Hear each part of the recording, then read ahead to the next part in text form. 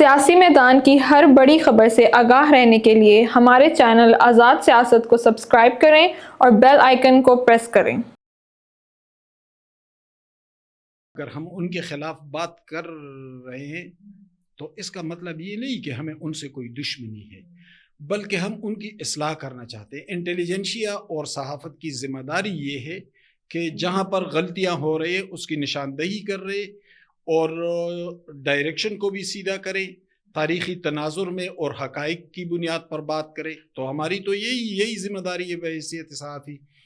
اب P T I حکومت کو ہم یہ بھی تو نہیں کہہ سکتے کہ چلو یا تھوڑا سا عرصہ ہوا ہے، یعنی علی امین گنڈاپور صاحب چیف منسٹر ہیں، لیکن وہ تو ایک طویل عرصے سے صوبائی منسٹر تھے ریونیو کے، پھر فیڈرل میں آئے، پھر فیڈرل میں وہ منسٹر بنے کشمیر افیئرس کے، پھر چیف منسٹر بنے۔ تو تقریباً 10-11 سال سے خیبر پختونخوا میں پی ٹی آئی کی حکومت ہے۔ گورننس انتہائی خراب ہے، کرپشن بہت زیادہ ہو رہی ہے، میرٹ کی پامالی بہت ہے۔ تو جب یہ چیزیں ہو رہی ہو اور ہم جذباتی طور پر ان لوگوں کی تعریف کریں تو یہ صحافتی بددیانتی مطلب ہے۔ میں ابھی ریسنٹلی چند دنوں کی بات کر رہا ہوں، ماضی میں نہیں جاتا۔ 2 ٹیسٹنگ ایجنسیاں ہیں، ایک ہے ایٹا جس سے آپ کی نسل بہت واقف ہے کہ جہاں اپلائی کرتے ہیں، اور وہ ٹیسٹنگ ایجنسیاں یہ ہے، ایک ایٹا ہے اور ایک ہے سی ٹی ایس پی یا کچھ، اگر میں نام صحیح طرح سے بول رہا ہوں۔ یہ 2 ٹیسٹنگ ایجنسیاں ہیں اور ہاں ٹیسٹنگ ایجنسیاں ہیں۔ یہاں پر لوگ اپلائی کرتے ہیں، وہ شارٹ لسٹ کرتے ہیں، انٹرویو کے لیے بلاتے ہیں، اور وہ سارا جو پروسیس ہوتا ہے اس کو کنڈکٹ کرتا ہے۔ تو اس میں excise and taxation and narcotics department جو ہے پروونشل کا، اس میں لوگوں کی تعیناتیاں ہوئی ہے، اور گریڈ 5 سے لے کر گریڈ 16 تک، یعنی گریڈ 11 سے اوپر تو پبلک سروس کمیشن کے تھرو آتے ہیں، وہاں تک تعیناتیاں ہوئی ہے۔ اور جو دونوں ٹیسٹنگ ایجنسیاں تھی، ایٹا اور دوسری ایجنسی، ان کو مکمل طور پر سائیڈ لائن کر دیا گیا۔ تو کیوں کر دیا گیا؟ اس لیے کر دیا گیا تاکہ ہم ایک ڈپارٹمنٹل کمیٹی سی بنا لیں گے، ایک شوشہ چھوڑیں گے اور کہیں گے کہ یہ لوگ کامیاب ہوئے۔ لوگ کامیاب نہیں ہوئے، ان لوگوں کے لسٹیں دی گئی کہ ان لوگوں کو سلیکٹ کرنا ہے اور ان لوگوں کو رکھا گیا۔ ایک تو یہ آپ دیکھ لیں۔ اچھا، میں ابھی 2-3 دنوں کی بات کر رہا ہوں۔ قاضی انور انصاف لائرز فورم کے صدر ہیں پختونخوا کے، انہوں نے ایک لسٹ بھجوائی تھی چیف منسٹر ہاؤس میں، اور یہ قاضی انور پہلے این پی میں ہوتے تھے، بزرگ وکیل ہیں، کوئی 80 راؤنڈ اباؤٹ ایج ہے ان کی، مشہور وکیل ہیں پختونخوا کے۔ تو انہوں نے ایک لسٹ بھجوائی چیف منسٹر ہاؤس میں اور کہا کہ یہ ہمارے انصاف لائرز فورم کے وکلاء ہیں، ان کو لا افسر اور assistant advocate general, deputy advocate general, یہ ان عہدوں پر ان کو تعینات کرنا ہے۔ وہ لسٹ تھوڑی سی لیٹ ہو گئی تو قاضی انور نے انصاف لائرز فورم کا اجلاس بلا لیا۔ پھر وزیر اعلیٰ پریشر میں آئے کہ یہ تو میری پارٹی کے وکلاء میرے خلاف جائیں گے۔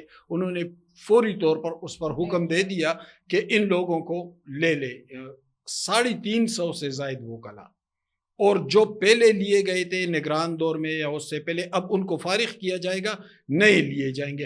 تو یہاں پر بھی آپ میرٹ رکھ لینا۔ اگر میرٹ کی بات عمران خان کر رہے ہیں یا آپ لوگ کر رہے ہیں تو پھر میرٹ کی مسلسل پامالی کیوں ہو رہی ہے؟ یعنی کرپشن سکینڈلز آپ دیکھیں، اسی لیے تو آ رہے ہیں کہ میرٹ کی پامالی ہو رہی ہے۔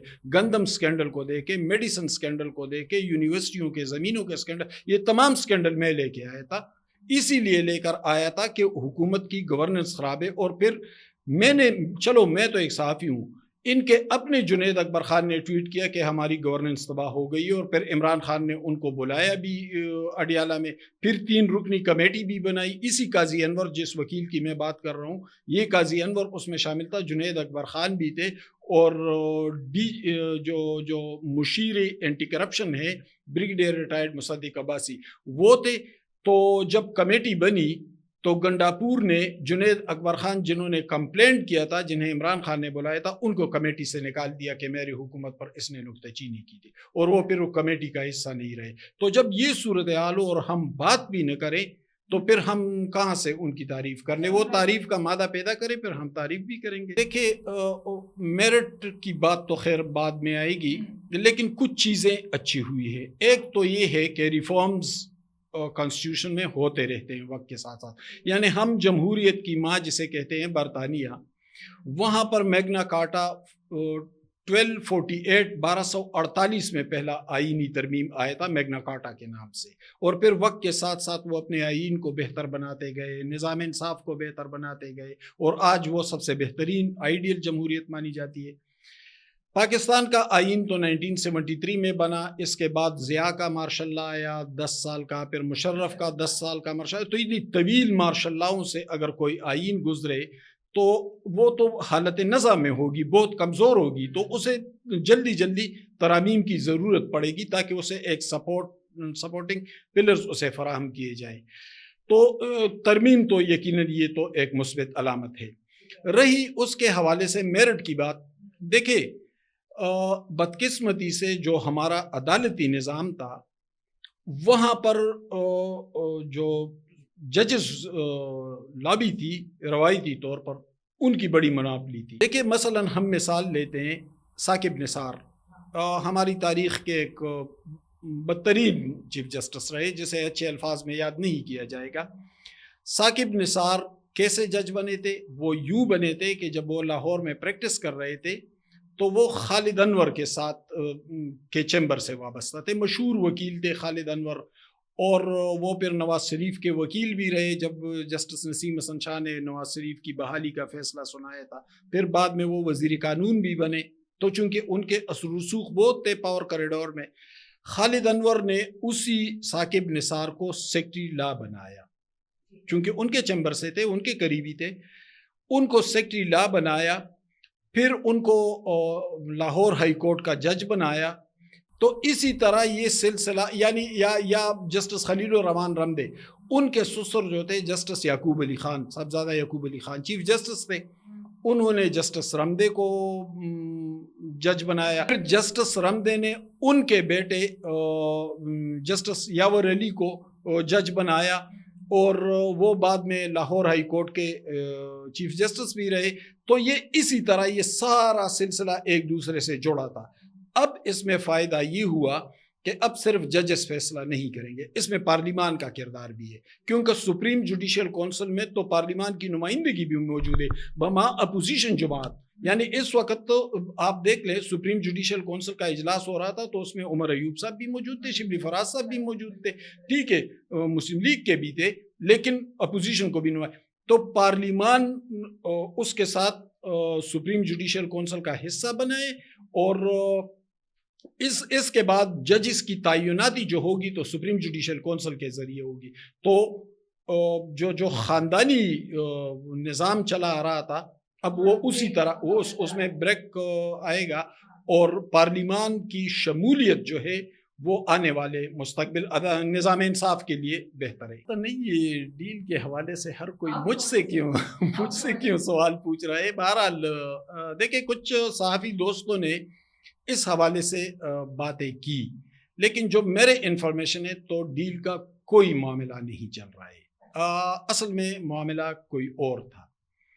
ایک سابق صحافی ہیں، خاتون صحافی، اور وہ 2 اہم ممالک میں امریکہ برطانیہ میں سفیر کی حیثیت سے سرو کر چکے، حالانکہ وہ ڈپلومیٹ بھی نہیں ہے، فارن سروسز کی بھی نہیں تھی، لیکن ذاتی تعلقات کی بنیاد پر انہیں اپرچونٹیز ملے۔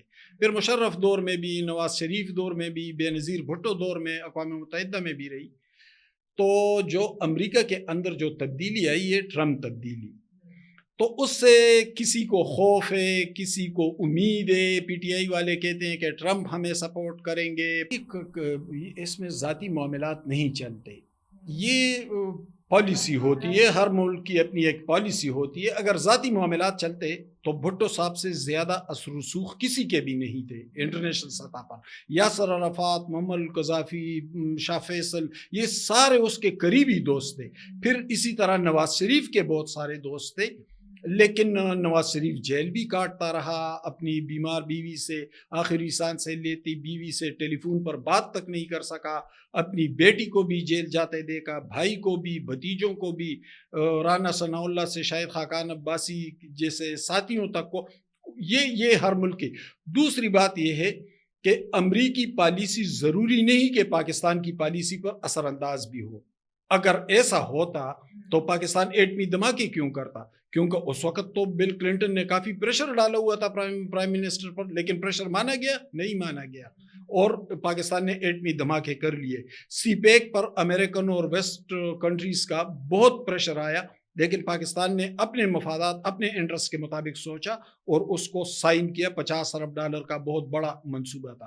تو ضروری نہیں کہ کوئی دباؤ آئے اور پاکستان ایکسیپٹ کر لے۔ ایک اور بات، یہ جو شوشہ چھوڑا جا رہا ہے کہ ڈیل کے معاملات نہیں چل رہے ہیں، یہ اپنے ذاتی انٹرسٹ کے لیے کچھ لوگ کسی سفارت، کسی اہم عہدے کے حصول کے لیے ایک ڈرامہ رچا رہی ہے کہ عمران خان کا اعتماد بھی حاصل کیا جائے، کہ ٹرمپ کے ساتھ ذاتی تعلقات کا اسٹیبلشمنٹ کو بھی راضی کیا جائے کہ بھئی میں جا رہا ہوں یا میں جا رہی ہوں، اور میں یہ معاملات اگر اس میں کوئی دراڑ ہے تو میں اس کو ٹھیک کر لوں گی۔ نواز شریف لوگوں کا بھی اعتماد حاصل کیا جائے۔